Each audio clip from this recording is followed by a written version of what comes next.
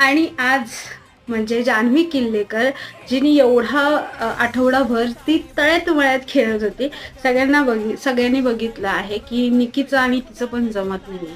खूप कन्फ्युजन होत आहे. ती सुद्धा निकीला नाव करते. आणि ह्या टायमिंगला भाई आर्यने खूप बेस्ट गेम खेळलाय.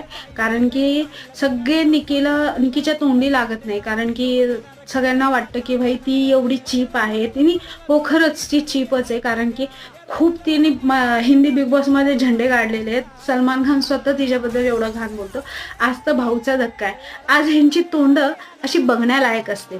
नक्की बघा, खरंच बघा. आणि आहे ना, एवढं राव, खरंच आम्हाला आहे ना, हे बाकीची लोक आवडतात म्हणून ह्यांना बळवून बघावं वाटतंय.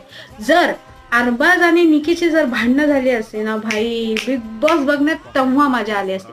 पण हा अरबाज काय बोलायचं आता.